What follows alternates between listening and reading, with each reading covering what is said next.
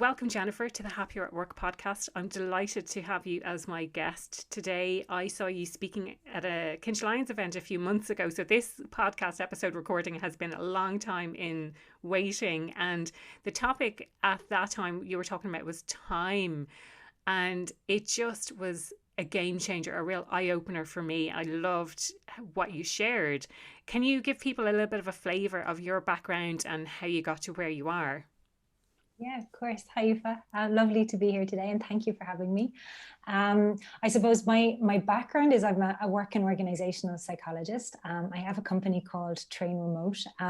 From a research and practice perspective, my area of research and work has been around agile, flexible and remote working for a couple of years. So looking at that from a research perspective, and then also working with organizations, teams and managers in transitioning to more remote, agile and hybrid working. Obviously the last 15 months we've been doing an awful lot of that and observing an awful lot of changes in the workplaces. I suppose as a psychologist, my interest in work is, I suppose fundamentally that we all have to work. It's part of our kind of our day to day, and really just trying to understand how can we do that better. And so the Happier at Work podcast is very much in line with my own values and trying to understand what makes work better and more meaningful for people. Yeah. No, really. I was going to say really interestingly that you're kind of saying we have to work. And I suppose for me, I see that on two sides. So like we're not born into luxury where we can just live off the fat of the land, as they say. Like you have to work to earn a living to be able to sustain yourself.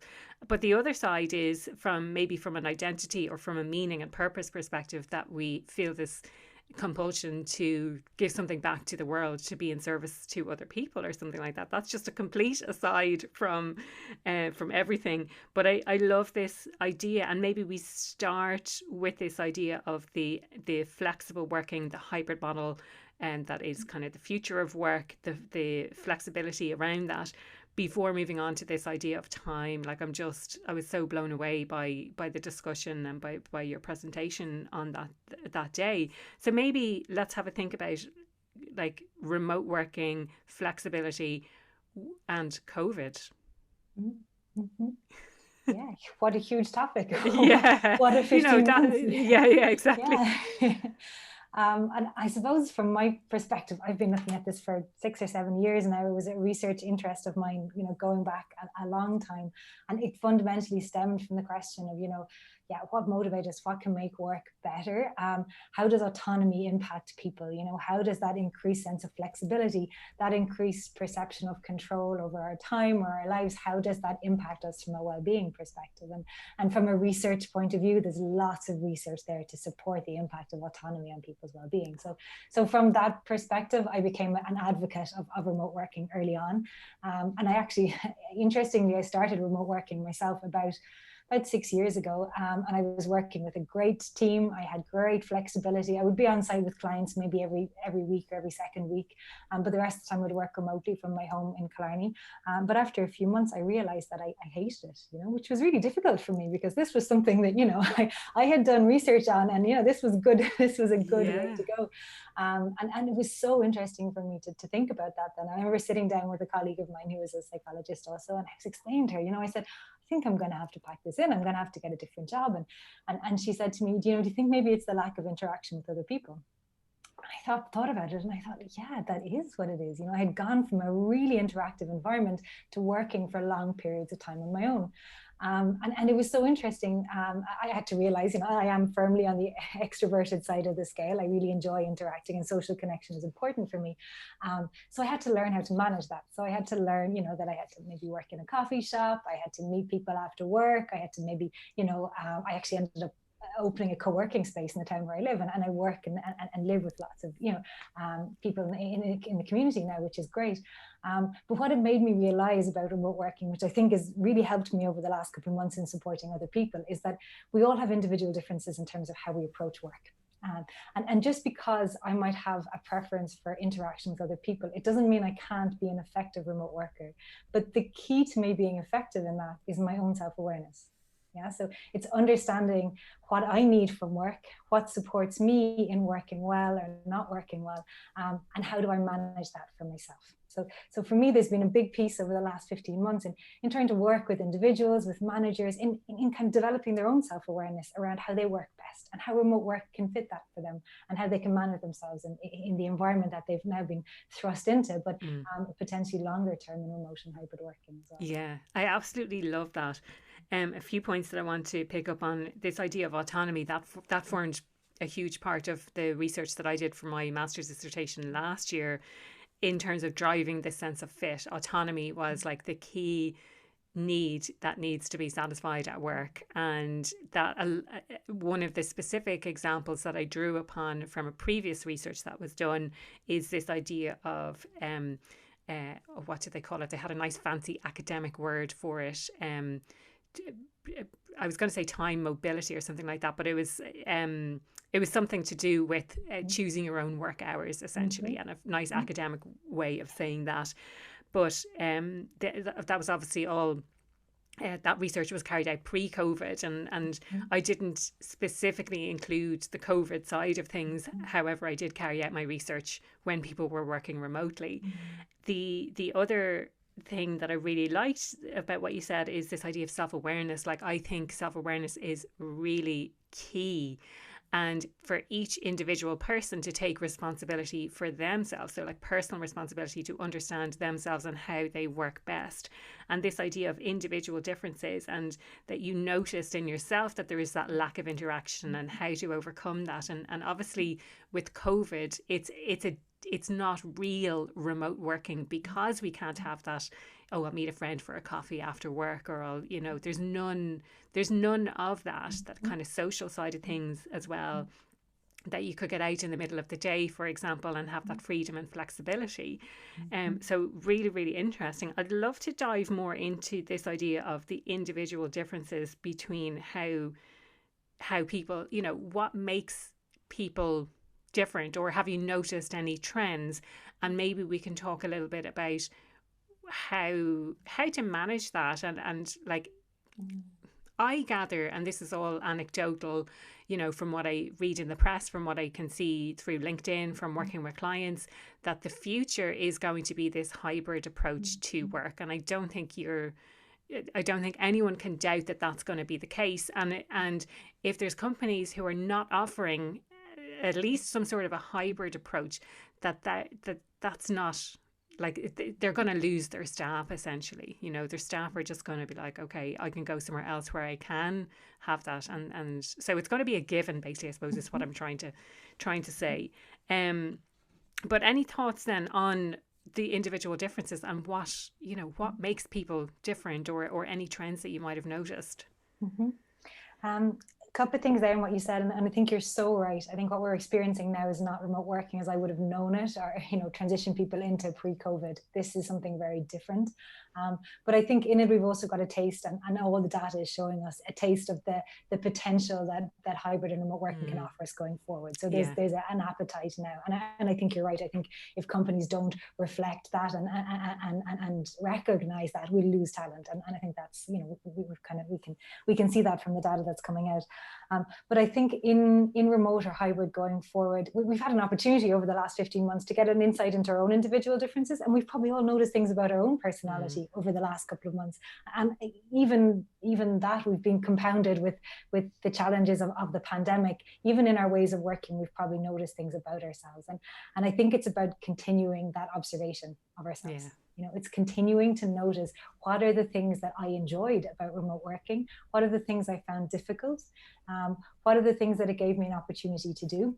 I've had lots of people talk about, being able to focus a little bit more, maybe being able to get a little bit more balance. And obviously there's been the other side of that too, for people in having significant challenges. But the things that I think contribute to individual differences are things like our personality, things like our values. So our values will determine what we prioritize, and that'll determine how we spend our time. And also things like our experience and our efficacy, the degree to which we feel we're good at certain things. And I think for organizations, and particularly for managers, and that's the cohort that I probably work with the most, it's about helping employees to build their own self-awareness. And then, so it's like giving them the keys for self-management, but then also, allowing them to use those keys by trusting them. It's really about enabling people and empowering people to build their confidence in their own ability to self-manage. And I think that's a role that managers are playing now and can continue to play post-pandemic.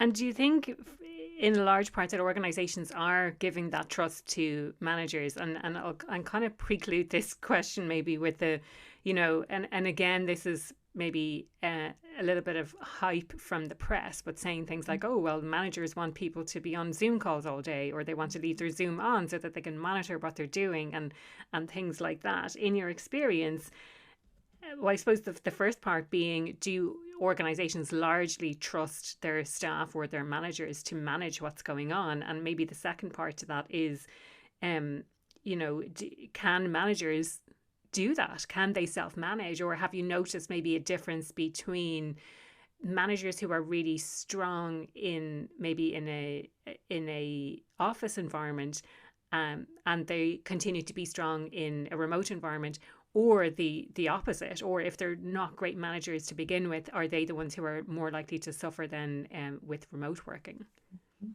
Sorry, I just realized there's like tons of questions in there, but hopefully you can.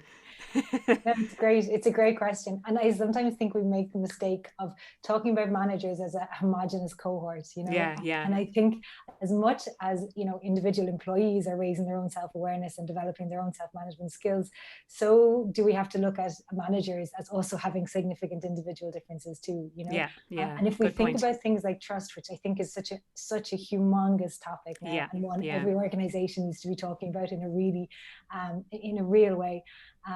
There are individual differences in our propensity to trust. Yeah. So some people find it easier to trust than other people. Some people's experiences have been negative in relation to trust, so they find it more challenging. And sometimes we have low trust with the organization as a whole as a manager, and that impacts our ability to give that trust to employees as well. Yeah. So I think that those nuances are really important, and I think it's about having the conversations around trust and I suppose encouraging managers to self-reflect on their own propensity to trust, and understanding that their trust profile has to be very intentional. Now we have to be intentional about how we communicate trust to people, and also how we gain and earn and keep other people's trust as well. That there's a two-way street in trust. It's not just who we decide to trust, it's who trusts us and why. And both of those questions, I think, require a little bit of thought and consideration. Yeah, love that. Absolutely. I mean, nail on the head, really. It is the individual differences, and it is, I would personally love to understand more about this propensity to trust, and then what you're talking about the trust profile. Like how do we actually communicate to people that we trust them? Is it a given, or do we need to explicitly say, I am entrusting you with this, or I trust you to do that? And how we actually earn trust from whether it's from our direct reports or from our colleagues. How do we show them that we are trustworthy people? Love that, and definitely something that that's worth kind of diving into, or at least from a research perspective, I would love to understand more about that. And from a practical perspective, like how do we actually make that a reality in work?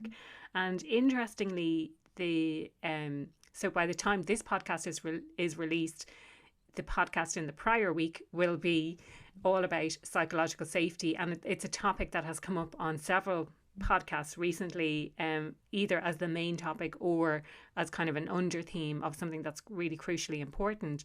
And what you were talking about there, Jennifer, in relation to being able to have those conversations, like the underpinning of that is fostering an environment or a culture of psychological safety where people feel free to actually speak their minds. Absolutely. And I think invested in the outcome too. I think like understanding that by doing this, we will be better managers, we'll increase our propensity to be flexible, will help fundamentally, going back to our mission, Aoife, fundamentally will help people thrive better at work. So I think if we understand the why and we create an environment that's psychologically safe, then I think we can have those discussions. But from a research perspective, anybody interested in looking at the whole area of trust, there's a great article by Paul Zak called The Neuroscience of Trust. I don't know if you've come across it. So he looked at trust in lots of different organizations. He looked at the kind of behaviors that foster trust. And also then Stephen Covey has written a great book called The Speed of Trust, and where he looks at, how do we build trustworthiness? So those two sides of the coin. might be resources that I'm adding those to my list right now. Thank you so much. But no, I love that, invested in the outcome. So essentially that the managers or the employees have buy-in into, like, there is a reason we're doing this. This is not a box ticking exercise. There is going to be a positive outcome for me as an individual by investing my time in doing this. And I know, like, I suppose the reason that we are having this conversation at all is because of this concept of time. And I did want to spend a bit of time talking about remote work, and maybe we can tie that in together with remote working and what you've seen. Because for me, and I think you agree as well, the idea of time is kind of foundational to everything that we do. So whether it's starting and ending meetings on time being a very practical example, but our relationship with time, how we perceive time, and all of that, like, it just, as I mentioned, when I heard you speaking about that at the Kinch Lions event, my mind was just blown. I was like, this is like the answer to everything, you know? So I'd love to get your thoughts on that. And you mentioned before we started recording that with the transition, let's say, to overnight transition to remote working, some people handled it really well, and other people maybe not so well. And it could be down to time and yeah. So I think maybe any insights that you have to share on that would be really, really great to hear. Yeah, it's hard to know where to start, but I suppose just on your last point there, in terms of how people handled it differently, and I think this feeds into the time conversation. There's some really interesting research done around people's capacity to manage control. So our capacity to manage the amount of control that we're given. So our ability to manage our time is congruent on our capacity to manage the amount of control that we're being given. So if I'm given full autonomy, but I don't have the tools to self-manage within that, it's actually overwhelming, and it can cause much more stress for people than actually the positive that we're looking for from it. So again, I think that relates to time too. When we have full-time autonomy, unless we have the tools to kind of understand it and manage it, it can be very challenging. And I suppose I got interested in time from a personal perspective at a time when I was doing a master's. I had 2 jobs. I had found out that I was pregnant, so I had a baby on the way. We were, doing a lot of projects kind of ongoing at the time. And the question was, how do some people just seem to manage time so well, and why is it challenging for other people? So I became really interested then in the differences in time and individual differences in time. And I started looking at this idea of perceived control of time and the impact that had on well-being. And so I did a dissertation at the time around kind of perceived control of time and its impact on our well-being and how it related to flexible working then. And what was really apparent from that was the individual differences in our perceptions of control of time, and some of the things that started to come out as being things that impacted our perceived control of time. And some of these things included, very simple things, and when we think about them, probably quite obvious, but things like optimism, so people who have high levels of optimism sometimes can overestimate the amount of time that they have to do things, or the amount that they can get done within the time that they have. And that can really impact our ability to manage our time well. So developing things like, our temporal awareness, and temporal awareness is effectively kind of our ability to estimate how long things take to do. And when we're very optimistic, sometimes our temporal awareness can actually be quite low. We're not accurately estimating how long things will take us to do. So it can be really interesting to start developing our temporal awareness. So how do we start increasing our temporal awareness? And some of that can be, trying to be more objective about how long things take to do. Or in my case, what I started doing was just recording regularly how long regular tasks were taking me to do. So how long was it taking me to prepare a report, or to write up a paper, or to prepare for a session, and just to start getting a more objective and accurate estimation of that, so I could change the feedback loop. So rather than saying, that'll just take me half an hour, no, I had data that told me that in general this takes me 3 hours or 2 hours, so I could more accurately then plan my time. Yeah. So that might. Yeah. Oh no, it's such an interesting point. And like when you said optimism, I was like, oh, I'm quite optimistic. Oh, that's a positive trait. And then you're saying, well, if you're optimistic, maybe you underestimate the amount of time that something is going to take. And I know before we started recording, I was talking about a couple of different examples from my own life where I think when something weighs heavily, like when there's that mental load associated with something that you have to do that's on your to-do list, and like it's maybe the emotion that goes with it, the perception always is that it's taking up that headspace, and you think, oh, that's going to take me 4 hours, and when you actually sit down to do it, it only takes 15 minutes. And maybe that is related to this idea of the optimism and pessimism, or it's something that you really don't want to do, you've been putting on the long finger, you don't want to get around to finally doing it, but when you do, actually it takes much less time than you thought. And are those two things related, I suppose, is what I'm trying to say.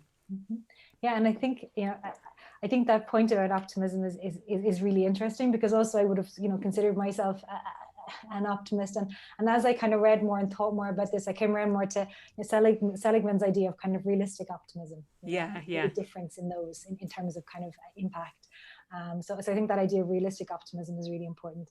And also I think your point around emotions, and we all know this, emotions impact our decision making, they impact our perceptions of things, they'll impact our perception of time as well. So when we're in certain states, things seem like a bigger task than a smaller task. When we're in more positive states, they seem more manageable, maybe too manageable, more so than they actually are. So again, absolutely, emotion plays into that. So it's kind of like that could then come into saying yes to things when you think you've got an abundance of time, but actually you don't really have that much time to complete it.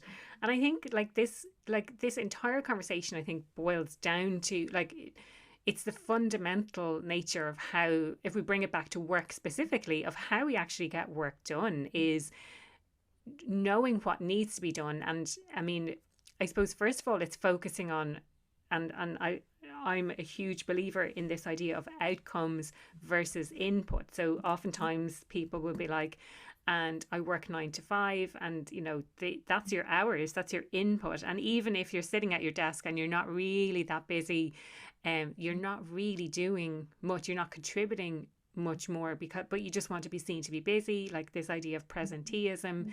And I know certainly I've heard people talking about oh, well, I took an extra hour there, so I need to make that up somewhere else. Or I worked 2 hours extra on Wednesday, so I'll knock off 2 hours early on a Friday, which really defeats the entire purpose of flexible working. It should be about what outcomes are we trying to achieve as an organisation, as a team, as an individual, and focusing our time around those. So first of all, knowing what those are, but secondly, how long what tasks do I need to do that are associated, like tasks, I'm using that as a kind of a general term, but what is it that I need to do in order to deliver on those outcomes, and how long are those things actually going to take, objectively speaking, and how can I measure that?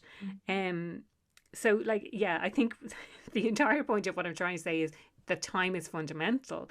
And so if we're trying to get from and it maybe it ties in with this idea of being self-aware. So if we are trying to drive self-awareness around time, where do we begin?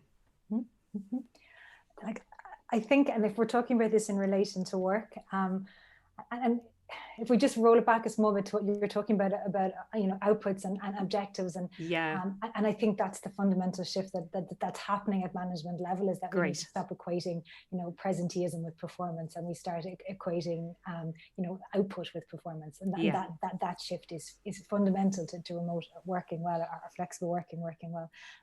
But in that, there's two pieces to that actually. I think it's about, from a manager level, being able to clarify expectations, being able to communicate them very clearly, but also at an individual level, being able to objectively assess the time you have and the capability you have to meet those objectives, and being able to have that clear, open conversation around the manageability of objectives that are being set out. And I don't know if that makes sense, but it's that individual self-awareness around my time, what I can manage, the outputs that I can deliver on, and then a realistic conversation, around what can be achieved and how and when. And I think that's really important. And actually, coming back to our conversation around trust, that's so important in building trust. That I understand clearly what's expected of me, and I've communicated my ability to meet those expectations. So we're co-creating where we're going, and that creates that structure that's fundamental to building the trust within a manager-employee relationship. Yeah, it is not only is it important for building trust, but I think, again, to roll it back even, is creating that psychologically safe environment where I feel okay to say, actually, I don't have the capacity right now to meet those objectives. Interestingly, in most of the, if I cast my mind back to my corporate career, most of my roles were not really dictated, like my time was not dictated by my managers. I was managing clients. So it may be a slightly different approach. It wasn't as if my manager was saying, okay, so here's your objectives and here's the task that you need to do. It was more an overarching picture of, we're trying to drive client satisfaction. There's some contracted agreements that we need to deliver XYZ presentations to the clients, that we need to be on site with them, and things like that. And so it was therefore up to me to manage my time and to manage the clients. And obviously the client relationship is going to be slightly different to a manager relationship as well. So it's kind of a couple of things to unpack there, maybe, like that you might find it easier to have that conversation with the manager versus having that conversation with the client. But very early on in my career, I learned the importance of saying no to clients and setting clear boundaries around that. And I think I wasn't aware that other people didn't have that awareness as my career progressed and I moved to different companies. And what I found was my colleagues were saying yes to things when actually they didn't really have the capacity to take on the additional work, and so therefore they're working longer hours rather than setting clear boundaries, which is quite interesting in itself. I mean, clarifying what is expected of someone at work and what they are meant to deliver, I think is, again, similar to time, is very fundamental to actually, and how many people know what is expected of them at work or what good looks like, you know, and without being unfairly compared to someone else in a very abstract way. Oh, she just does the job better than you do, or whatever that might be. But then being able to assess your own time and your own abilities or capabilities to deliver on the objectives that have been set out. Now, I think I've just kind of reiterated a lot of what you said, but I love that it's a really practical thing. So if there's someone listening today and they are a manager, for example, like maybe the first step for them is thinking about how clear are the expectations, and have they checked with their colleagues, with their employees, whether or not the expectations are clear for them. Absolutely.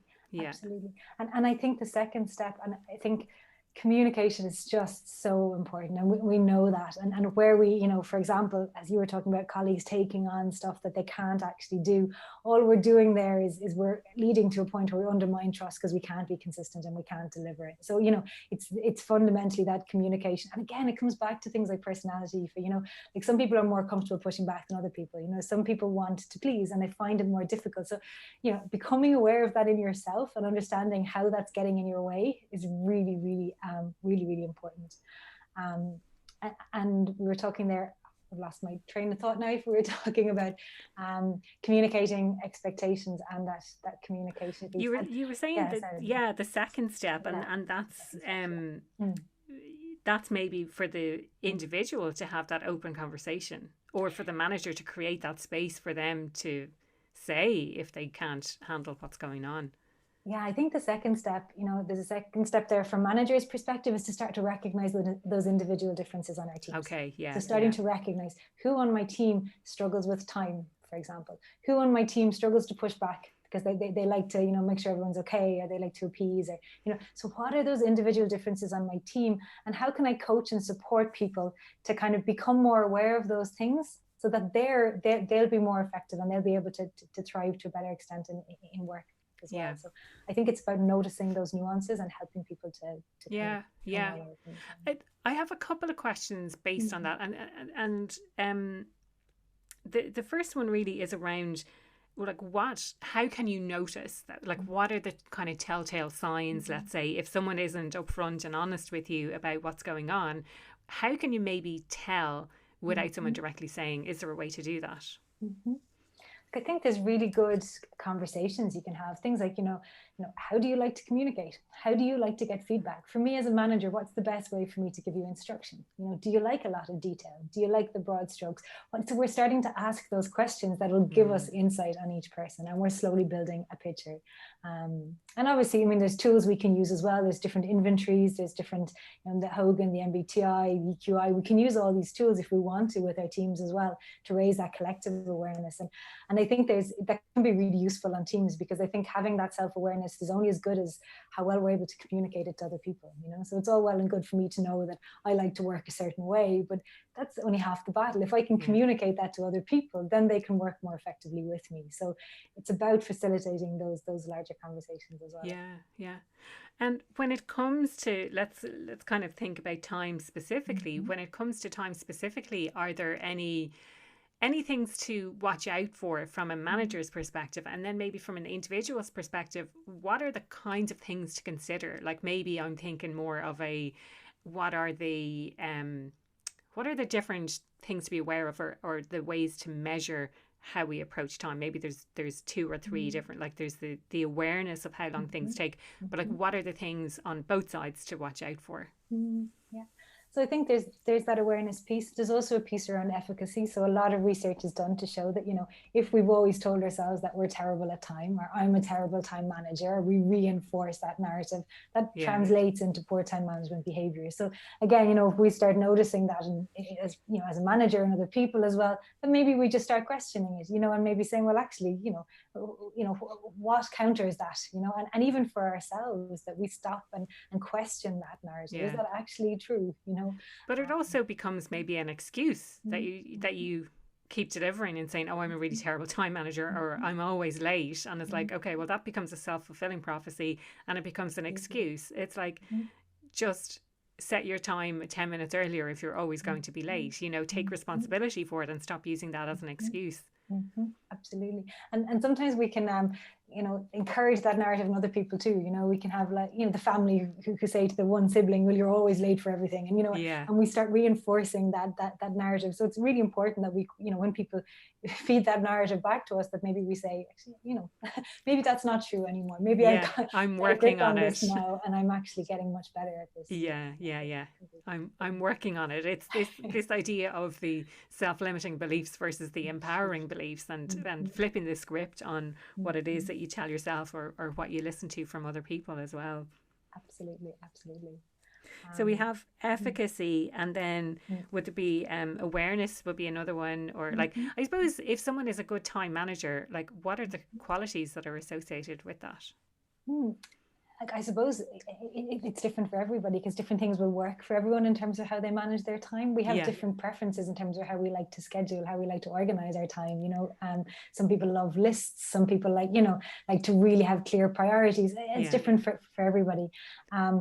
I think, if people are interested in looking at this more, and there's some really interesting research by Zimbardo that we've talked about before, which looks at different perspectives that people can have, which actually, can contribute to raising our awareness. And this, some of you might be familiar with Philip Zimbardo. He did some work around kind of heroism and evil, and he's given some really interesting TED Talks around that. But he shifted his research over the last couple of years to this whole idea of time and individual differences in time, and he looks at time perspectives, so people can have this past, present, or future time perspective, and how informing our decisions based on being future focused. So I'm always thinking about what's coming, or being past focused. I'm always thinking about what's maybe happened to me in the past and how that's impacted where I am right now, or being present focused. How those frames can actually impact our decision making and the way in which we plan and organize. So it can be interesting to look at. Definitely, and after watching you at that event, I went out and I read Zimbardo's book, and it was really eye-opening, I think, in terms of looking at that perspective, and it explains a lot about how people approach, and it does explain that individual difference. So like, if you have for example a past perspective, maybe you're dwelling too much on the past, and that can be positive or negative. So you're dwelling, you're kind of looking back in a nostalgic way, saying, oh, things were better previously. If you're too future focused, maybe you're not giving enough time to the present, and you're kind of saving money for a rainy day or working towards a goal rather than enjoying the present moment and things like that. And sometimes when you're too busy enjoying the present moment, you're not really thinking about the future. So I thought that, like, from that perspective, I think it's a really interesting way to think about time and our relationship with time. And actually, anybody who's interested in just getting a summary of that book, Zimbardo did a Google talk, which is easy to find. You might be able to link it in, which kind of summarizes their findings from that book, and it makes it quite accessible to kind of to understand the theory behind the research. Yeah. No, that's brilliant.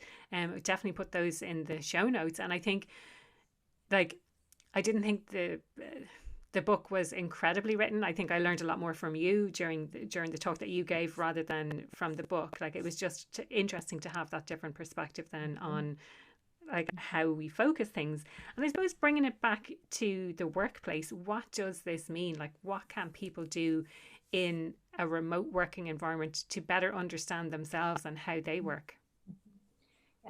To be honest with you, this is one of the things that I think is most exciting and interesting about remote work, because I think it creates, remote working in general, creates a greater space between stimulus and response. Okay, so if you think back to, I don't know if anybody's read Man's Search for Meaning and Viktor Frankl's quote, yes. Between stimulus and response, there's our space, and that's our freedom and our growth. But, you know, it's something happens, we have a little bit of time to observe ourselves and to think about our reactions and our responses before we have to respond in the remote context. Whereas sometimes when we're in a busy office environment and we're constantly presented with stimulus and questions and people, you know, we don't have the same, or can be harder to create that same level of space between what's happening, how we're feeling about it, and how we react. Whereas I think remote offers us an opportunity to be observers of that space a little bit more. You know, to have things happen and to just take a step back and observe our own reactions to it, our own preferences around it, and to also be empathic about potentially where those, you know, those challenges or questions or things might be coming from, you know, in considering our response. So for me, I think if I was to say anything going forward in remote and hybrid, is just continue to take that space, you know, continue to observe ourselves. We are by no means finished products, and, you know, we're constantly changing and iterating, and that in itself is interesting, you know. So we're not going to be, you know, we're not going to be able to define ourselves. We can notice things about ourselves that'll inform the decisions that we can make around how we work and how we work most effectively. Yeah. And I mean, I'm so fascinated by this idea, and it, you know, it's thinking about performance and how to reach that level of optimal performance by understanding ourselves and how we actually work. Any additional thoughts on what we could potentially consider if we're trying to raise our own self-awareness? Yeah, I mean, one practice that's very simple, and I'm sure you've had other people recommend this before, but it's just that reflective practice, that reflective journaling, you know, and particularly at the moment, because we're doing something new and we're going to be going through a period now of more change. It's a time when we can observe things in ourselves. So just at the end of the day, even something simple like, you know, what gave me energy today, what drained my energy, you know, that can be so interesting to do for a couple of weeks. And looking at that then and reflecting back on that over a couple of weeks, we can get really good insights into the kind of things that give us energy in our work and the kind of things that drain, and how we can manage those on a day-to-day basis then. Yeah. And it comes back to this idea, like, to kind of almost bring it full circle, this idea of time. And if you're working on something that drains your energy, it probably feels like it's taken a lot longer than something that actually is quite energizing. Time tends to move a bit more quickly. So I really like that idea. And interestingly, that's something I recommend quite often, is this reflective practice. Like, anytime I speak about anything, it's like, you need to take that time to actually reflect. Exactly, something like, what gave me energy, or what went well today versus how could I improve, or what could I do differently if I had the day again. And over time, exactly as you say, it kind of builds up, and you're like, what am I learning from this? Like, what is this trying to teach me? I'm repeating the same patterns, but actually I'm saying I need to change, but I'm not changing. Okay, well, what's kind of going on there? I think we're probably getting quite deep now, but I think it's really important, and that's to understand ourselves. And a key way to do that is to actually reflect on that. Yeah. And the reflection can be difficult for some people, you know, again, for some people making the time to prioritize that can be difficult. But even something that I've noticed with a couple of people I've worked with is just having triggers in your environment that make you check in with yourself. So for example, I talk a lot about energy because I think it's a huge source of insight into ourselves, actually. You know, the things that give us energy and drain our energy give us a real insight into our own preferences. But I know I have a client I was talking to recently, and she also is, you know, quite interested in this energy piece. And what she started doing is putting a battery on her desk. So it's just a physical reminder for her. She sees the battery during the day and she checks in with her own battery. Where is it at? Am I, you know, low now? Am I mid? Am I high? And sometimes I feel like when we're so connected now, you know, we connect in at 7 o'clock in the morning. For some people, we don't connect out till the end of the evening. There's that real disconnect between our bodies and and what we're doing on screen. So just having those physical triggers around. One thing I use is as a mood map, and it just sits on my wall, and I'll check in with it during the day, and it'll just, you know, where am I at? Am I feeling a bit frustrated? Am I feeling good? Am I feeling? But again, it just reminds me to check in with myself, and those kind of things I think can be really useful. There's an app, the Mood Meter app. I don't know if you've come across that. The same idea. It just makes you check in with yourself during the day. You know, what's my emotional state at right now? Yeah. And then that next question is why. You know, you're frustrated. Okay, where did that come from? Okay, that's interesting. Yeah. And we don't have to judge.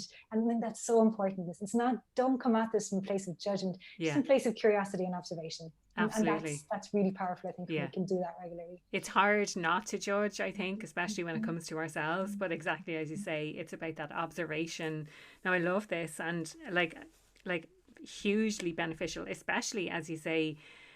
I think if we can relate this back to everything and tie it together kind of with everything that we've been talking about in relation to time, in relation to remote working, or the new going forward hybrid working model, and the importance of checking in with ourselves, focusing on the outcomes rather than the inputs, the input being time and I think energy as well. And if something feels like it's really hard to do, and if you've been all day in meetings, for example, and it's energetically draining, then you perceive that actually you've done a lot more work than what you actually have. You haven't necessarily delivered on those outcomes. So I think rather than focusing on those inputs of time and energy, we focus on the outcomes of what is it that we're trying to achieve here? You know, what does moving the dial in this business actually look like?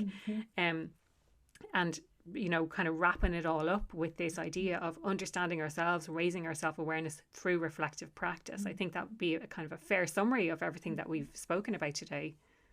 Absolutely.